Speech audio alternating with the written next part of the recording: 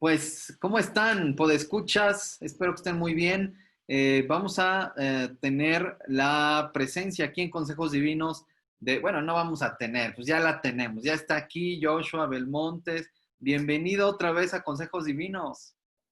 Hola a todos, hola Efra, muchas gracias por la invitación. Es un gusto estar aquí, platicando. Hoy no vamos a hablar tanto de un tema, vamos a estar platicando sobre la vida cristiana, sobre el caminar de un cristiano. Así a grandes rasgos, vamos a ir platicando de temas que nos preocupan, de temas que vemos que en nuestras propias vidas, pues batallamos como cristianos, pero también lo hemos podido constatar en mi caso en la parte de la consejería bíblica. Pero bueno, pues bienvenido Joshua y bienvenidos a todos los que están escuchando esta conversación con Joshua. La verdad es que sé que la van a disfrutar tanto como yo. Si quieren saber más de él, pues vean el podcast sobre la justicia social y la fe. Ahí es donde Joshua hizo su primera aparición y su primera aportación, y ahí habla un poquito de él. Pero bueno, pues Joshua, fíjate que más que nada quiero platicar contigo porque yo sé que te has metido en varios temas interesantes sobre la espiritualidad, la vida cristiana, sobre todo con John Owen, a lo mejor hay un poquito con Jonathan Edwards, eh, pero digo, más que hablar de autores y de temas, quiero platicarte que he estado pensando mucho en estos temas porque, bueno, pues ya tengo como unos 8 años dando consejería y una constante que puedo ver es, hay un deseo genuino de de cambiar, ¿no? Hay un deseo genuino. La gente acude a consejería porque dice, pues estoy andando mal, estoy practicando este pecado, cometí este grave error, este pecado y me tiene en esta situación, necesito ayuda. Desgraciadamente, todavía el enfoque predominante en la consejería es correctivo, cuando deberíamos estar trabajando más en lo preventivo. Pero bueno, correctivo, tengo este problema, necesito ayuda, necesito consejería, ¿no? Entonces, hay este deseo de cambiar, pero al mismo tiempo no es tan fácil, no es como ay ya, Señor, cámbiame, ayúdame, y de repente, mira, pues ya soy muy diferente, que no sé si hacerte una pregunta muy cerrada, pero ¿qué has visto tú en tu vida, en tu andar en la vida cristiana, que es como lo difícil? No es como un acto de magia, ¿no? ¿Qué, qué variables, qué factores son importantes? Wow, bueno, sí, tal como dices, si algo no he visto en mi vida, si algo no he visto en mi vida, es cambios así, pum, ¿no? Constantemente, ¿no?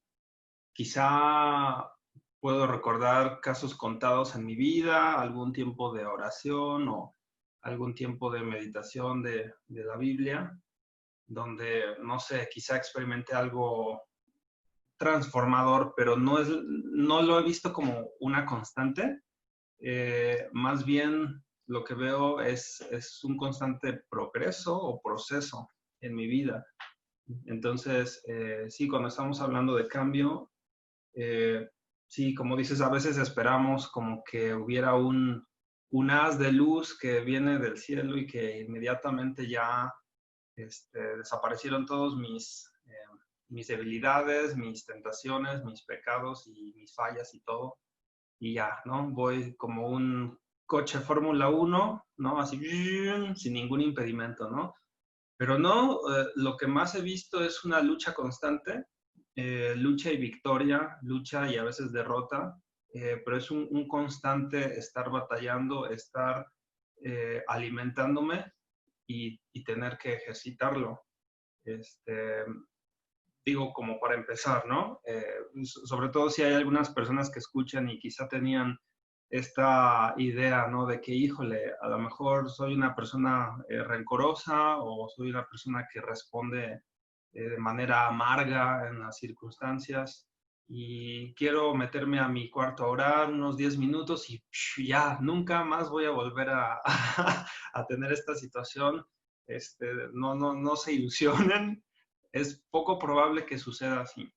Y es más probable que justamente al señalar uno de los puntos que quiero cambiar, las cosas se hagan más ríspidas o que se ponga más difícil de pronto y es como, ¿qué está pasando, no? Pero ahí hay que estar luchando, orando constantemente. Ya de un inicio sería eso, ¿no? Una lucha constante. Entonces, que haya lucha para algunos es un signo de preocupación, porque es, bueno, ¿por qué hay esta lucha?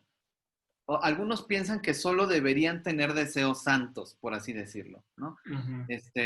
Se sacan mucho de onda, están muy sorprendidos o preocupados porque también tienen deseos que no son santos, deseos carnales. Entonces dicen, ¿por qué? O sea, esto no debería estar ahí. Y esto se combina con otro problema en cuanto a que no hablo de eso, ¿no? No tengo Mm. gente en quien confiar, no soy discipulado, no estoy discipulando a alguien, no tengo relaciones de discipulado. Entonces, guardo silencio al respecto. No comparto la carga para decir, oye, ¿sabes qué, Joshua? Pues estoy teniendo ganas de, no sé, de ver pornografía. Estoy queriendo o no sé, estoy mirando a las mujeres de una manera en la que no, estoy mintiendo demasiado, de repente me descubro diciéndome muchas mentiras sin ninguna necesidad, no sé, ah, Ujú. o siendo orgulloso, estoy encontrando que pues me hacen cosas pues hay orgullo en mi corazón, ¿no? O Ujú. me dicen, oye, ¿sabes qué? Pues deberías cambiar esto, hay esto que estamos observando en ti. Y no, yo digo, yo estoy bien y no tengo ningún problema y hay orgullo en mi corazón. En fin, al no compartir la carga, al no decir, esto es lo que está mal en mí, eh, pues me lo guardo y me veo más en la tentación de estarlo haciendo en secreto, ¿no? Mm. Ujú. Entonces, muchos no comprenden que habrá esta lucha, ¿no? Ujú. Incluso Pablo en sus cartas, pues es muy evidente que Pablo en sus cartas está diciendo, oigan, pues cuidado con las obras, no, perdón, sí, con las obras de la carne, olviden eso, deséchenlo ya de una vez por todas y pues el fruto del espíritu hay que, eh, digamos, cultivar esta parte. Entonces, hay esta lucha, ¿no? Ujú. Sí, sí, definitivamente. Y, para las personas que escuchan, yo creo que sería bueno lo que estás diciendo, saber y expresar que existe esta lucha, porque yo me atrevería a decir que la lucha no se percibe como tal o como una batalla campal hasta que la persona realmente quiere buscar la voluntad de Dios, porque antes de eso pues quizá hay un remordimiento de conciencia de cosas o quizá hay una percepción de que hay un desbalance, pero realmente como una lucha consigo mismo, pienso que se empieza a percibir solamente cuando una persona eh, decide o se determina a cambiar. Digo, a menos de que las consecuencias, por ejemplo, del alcoholismo, ¿no? Que te hunden muy fuerte, ¿no? A lo que voy con esto es que quizá la manera en la que predicamos el Evangelio no es tan adecuada, porque yo por muchos años lo que he escuchado es, no, pues recibe a Cristo, acepta a Cristo, haz una oración y ya ahí te ves, ¿no? Y sin embargo, precisamente la persona que en algún momento confía en Cristo y decide seguirlo, es porque sabe quién es, ¿no? Entonces, si no estamos al tanto de que somos pecadores, pero no nada más como una frase, sino que de verdad yo sé quién soy delante de Dios, entonces cuando yo digo que vengo al Evangelio o a Cristo, pues quizá ni siquiera vine y quizá ni siquiera entendí de qué se trata. Y entonces, cuando ya entro a la vida cristiana o a lo que se supone que es y me encuentro con un montón de luchas, digo, ¿qué onda, no? Sin embargo, si yo vengo a Cristo sabiendo el Evangelio tal cual, que nos enseña que delante de Dios no tenemos nada bueno y que todas nuestras obras no son aceptables delante de Él y que yo no tengo ninguna esperanza de salvarme. Entonces, yo ya sé al venir a Cristo mi estado de miseria, por decirlo así, mi estado de incapacidad, y entonces la lucha ya no sería una sorpresa como tal, sino sería una consecuencia de esta pues guerra conmigo mismo por venir a Cristo, ¿no? Entonces, si las personas que escuchan, sería bueno, ¿no? Reconocer en primer lugar que sí hay una lucha, pero antes de ese primer lugar, ¿no? En segundo lugar, pero antes de ese primer lugar, que esa lucha existe precisamente por quién soy yo, que soy un pecador y dice Romanos 8:7 que los designios o los pensamientos de la carne, o sea, de la naturaleza sin Cristo, son enemistad contra Dios, porque no se sujetan a la ley de Dios ni pueden.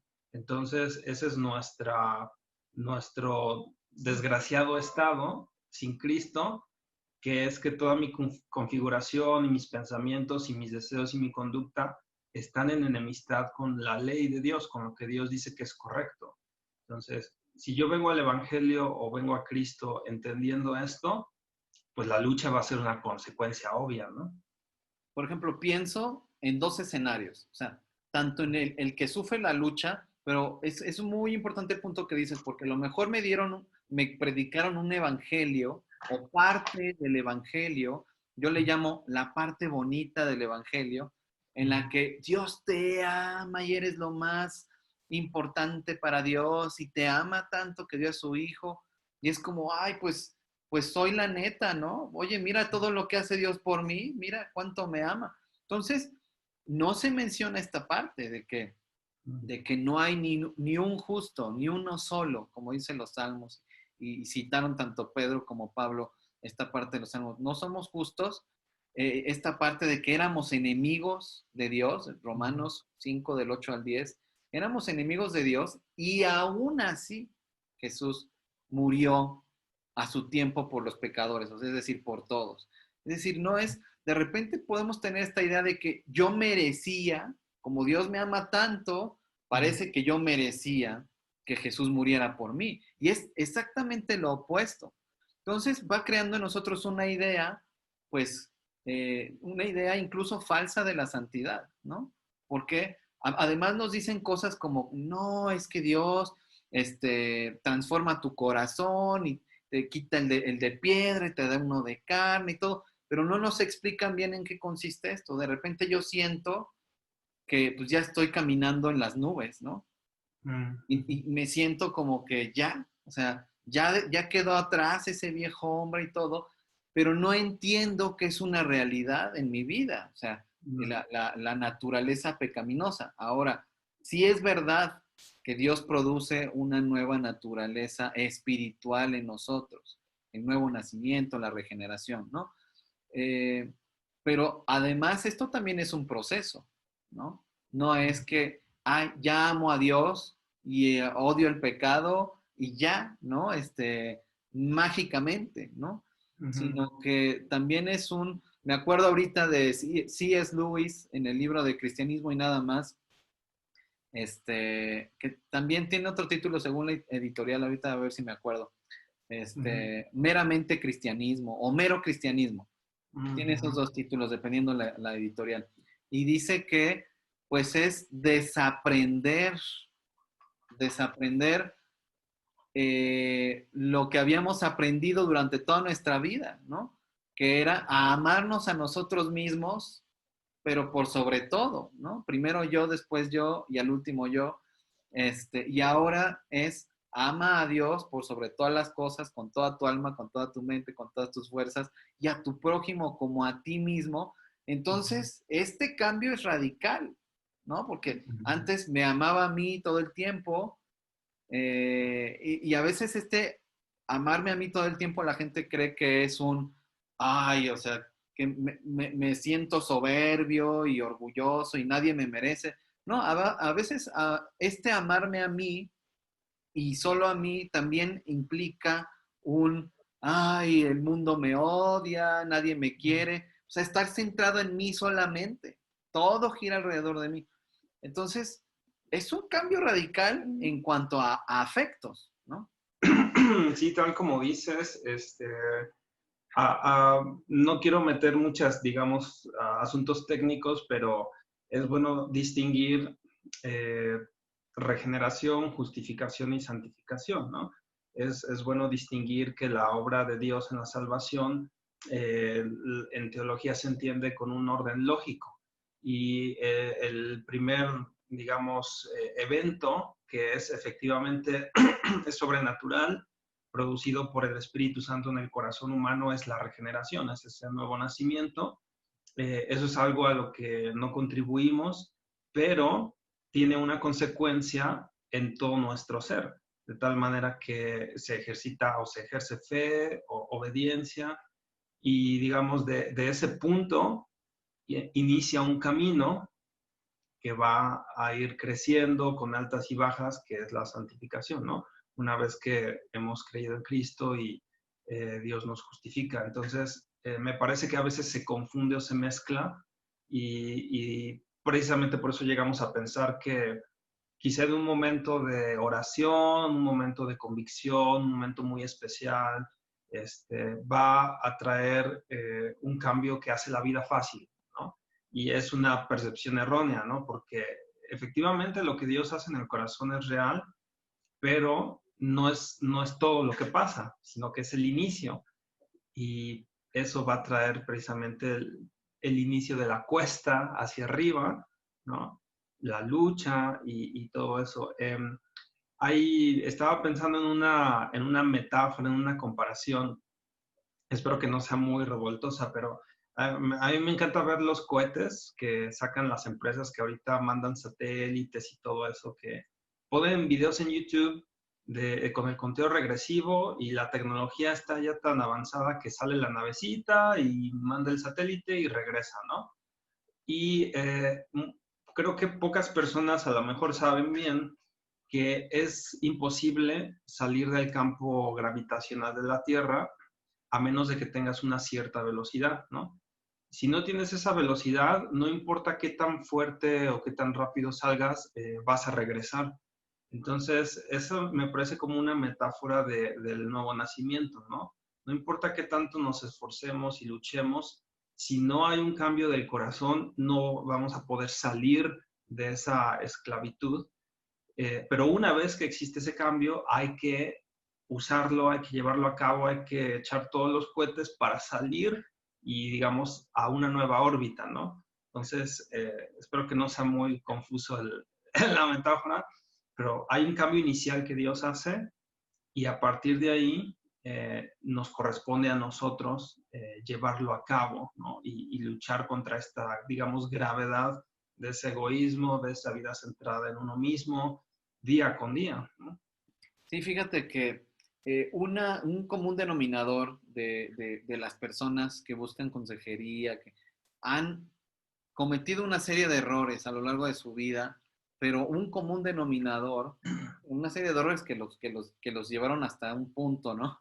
En el que están. Pero este común denominador tiene que ver con que no pueden explicar el evangelio, ¿no?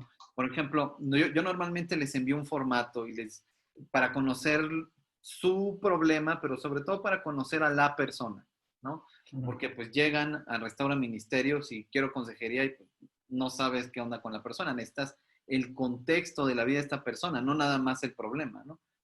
Y una de las preguntas en el formato es que definan el evangelio, que lo expliquen, ¿no? Con sus propias palabras de una manera breve, pero, pero la gran mayoría no puede.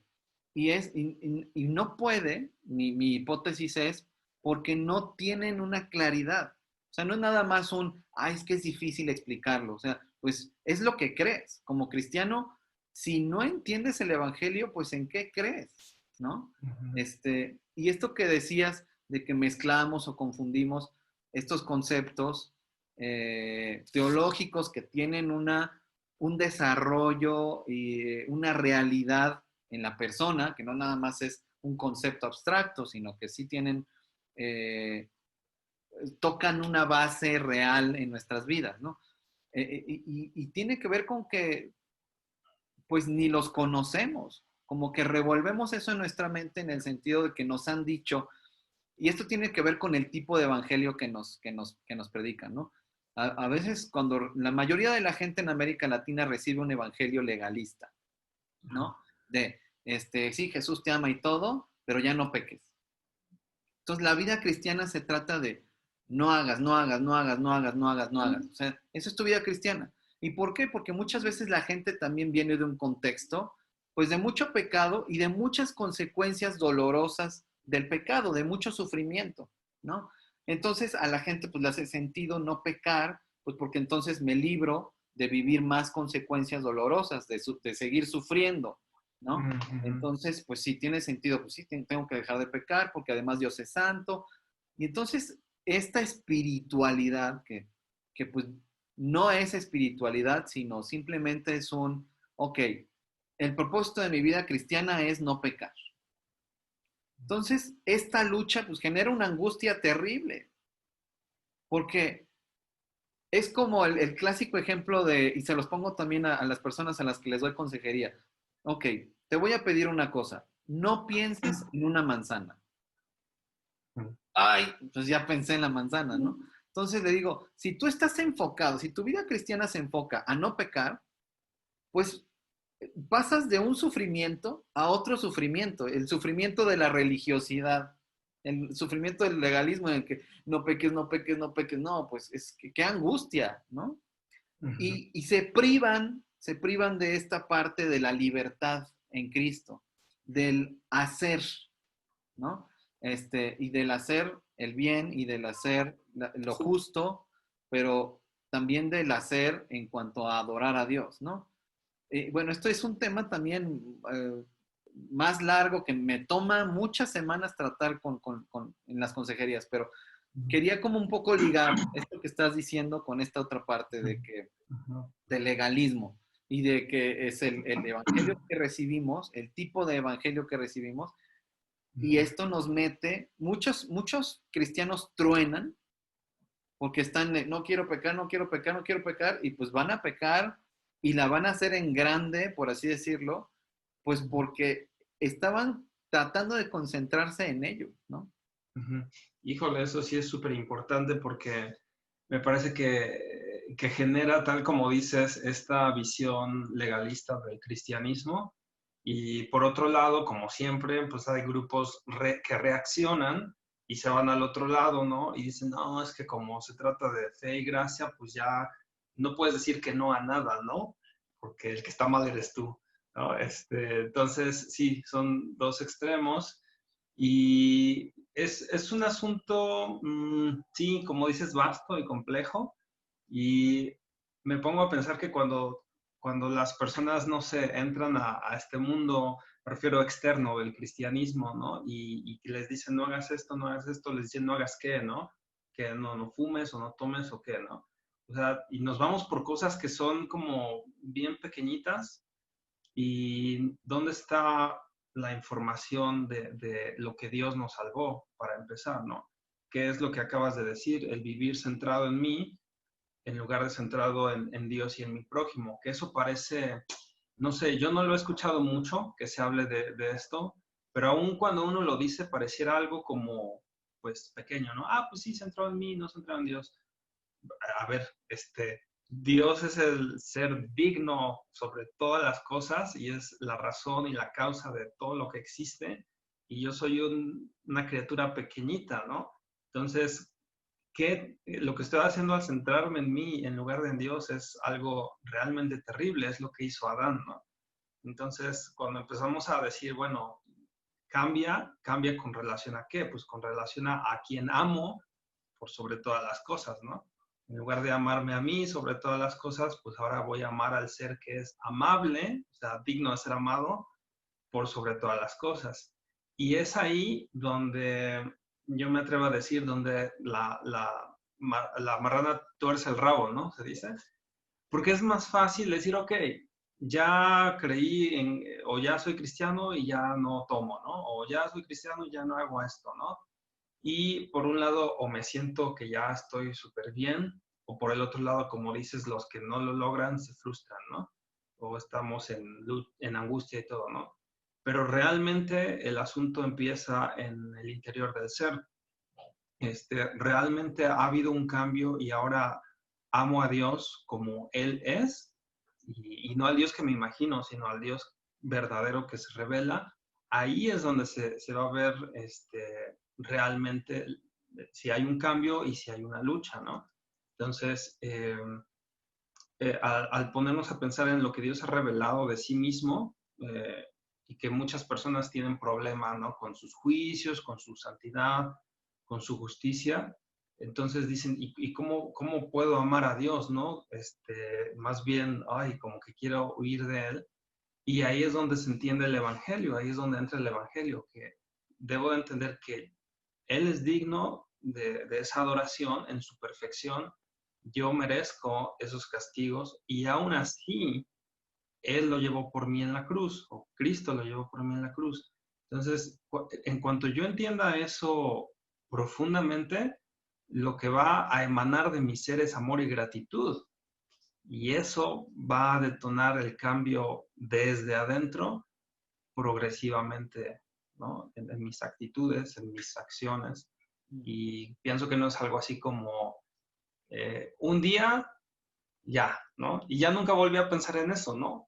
Sino es cada día recuerdo eso y cada día me determino a amarlo a Él y a tener gratitud, ¿no? Por lo que Él hizo en primer lugar, ¿no? Ese es precisamente muchas veces el problema. Y ya vamos a tener que terminar y a lo mejor podemos hablar sobre, te propongo que hablemos en la próxima participación que tengas sobre que la moralidad no es eminentemente la vida cristiana, o sea, no es una vida moral, ¿no? Tengo que hacer esto, dejar de hacer esto, es parte de, pero bueno, ya te propongo que podamos profundizar en eso. Creo que es un tema que tiene que ver con esto y que puede ayudar a muchos como a entender por qué pues están sufriendo probablemente su vida cristiana.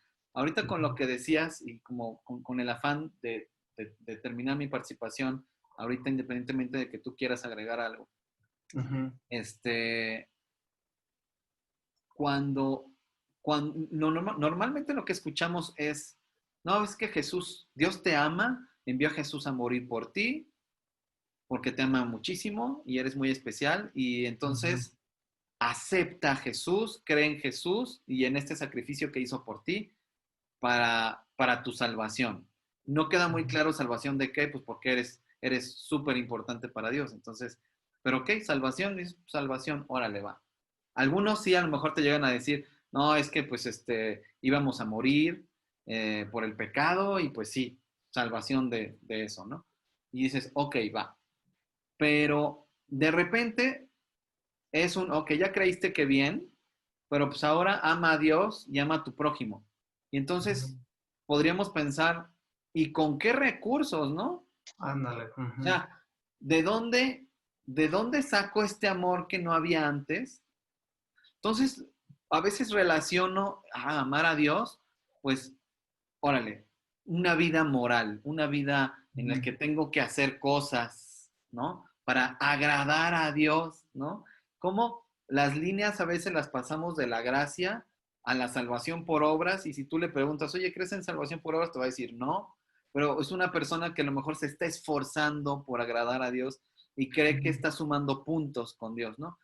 Está difícil que ser como que lleguemos a algo probablemente en esta conversación, pero eso es lo que yo quiero, que vayamos pintando el cuadro, ¿no? Seguramente muchos de los que nos están escuchando se están identificando con lo que estamos describiendo, pero si queremos llegar a algo, obviamente, probablemente no lo hagamos ahorita ya en esta conversación, pero bueno, vamos caminando hacia allá. No sé, ¿cómo quieres concluir, Josh? Me gustaría concluir con dos puntos que Pablo menciona en Colosenses 3. que dice, si en el versículo 1, si han resucitado con Cristo, busquen las cosas de arriba, donde está Cristo sentado a la diestra de Dios. Y dice el versículo 2, pongan la mira, otras traducciones dice, pongan la mente en las cosas de arriba, pero en los versículos 5 dice, hagan morir lo terrenal, y luego dice en el versículo 10, revestidos del nuevo, se refiere al nuevo hombre, ¿no? Y yo recomiendo leer como todo el capítulo porque habla primero de una condición necesaria, no una condición que yo haga, sino una condición de una realidad, si han resucitado con Cristo, ¿no? O sea, primero estar seguros de que Dios ha hecho de hecho algo en mí, ¿no? De que realmente mi fe está en Él, en Cristo. Y entonces, como mencionábamos, con gratitud y amor, ahora hago un proceso de hacer morir unas cosas y revestirme de otras, ¿no? O de lo nuevo. Y creo que eso ayudaría a, pues como dices, ir pintando el cuadro, ¿no? Como distinguir bien lo que Dios hace en el corazón y después lo que se nos manda a hacer con la capacidad o con los recursos que ya Él nos ha dado, que es hacer morir lo terrenal y que es algo continuo y vestirse o revestirse de lo bueno. Entonces, la idea es como quitarse ropa sucia y ponerse ropa nueva. Es algo que debo desear con todo mi corazón, ¿no? No es nada más así como, porque tienes que, y ya, por favor, ¿no? Es algo que yo quiero, ¿no? O sea, yo no me baño porque, más bien, yo me baño porque quiero estar limpio, ¿no? O me cambio la ropa porque no quiero estar apestoso. Es algo que deseas desde el fondo del corazón que cambie y que sea parte continua de ti y de mí, ¿no? Entonces, espero que este comentario final apoye en eso. Quizá recapitulando, necesitamos tener bien claro el Evangelio. ¿En qué consiste en la buena noticia? Y en la medida en la que conozco a Dios, puedo conocerme a mí realmente, como Dios me ve, no como he aprendido a verme o como la cultura me ha dicho que soy, eh, sino lo que Dios dice acerca de mí como ser humano, ¿no? Pero eso, el camino, pues es inevitablemente conocer a Dios. Entonces, tiene que ver específicamente con conocer el Evangelio. ¿Quién es Dios? ¿Quién es Jesús? Su obra. O sea, ¿de qué se trata la obra de Dios? ¿Por qué se acerca al ser humano? ¿Con qué propósito? Y la obra de Jesús, ¿no? Y eso va poniendo en perspectiva quién soy yo, quiénes somos nosotros como seres humanos. Y a lo mejor no a lo mejor, sino más bien de ahí podemos partir, ¿no? Sí, exactamente. Sí, entre mejor lo entendamos, pues más profundo va a ser o más profunda va a ser la respuesta de fe, de gratitud, de amor a Él, ¿no? Y obviamente cuando existe amor real por alguien, sea quien sea, eso se va a reflejar en alguna conducta, ¿no? O sea, cuando alguien ama a una persona, sea romántico, o sea de familia, o sea de amistad, pues no se va a quedar así como, sí, te amo, ¿no?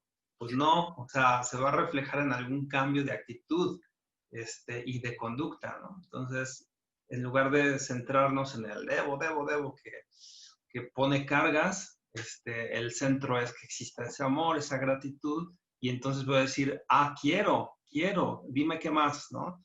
Exactamente. Bueno, ya en la próxima, ahí está, vamos a hablar de esta diferencia entre espiritualidad y moral, o cómo moralidad, o cómo se relacionan. Y también vamos a hablar sobre esto de la vida nueva, el nuevo hombre, cómo ocurre esto y las consecuencias, ¿no? Es súper ambicioso, pero vamos a Sí, seguir pintando el cuadro, ¿no? sí, sí.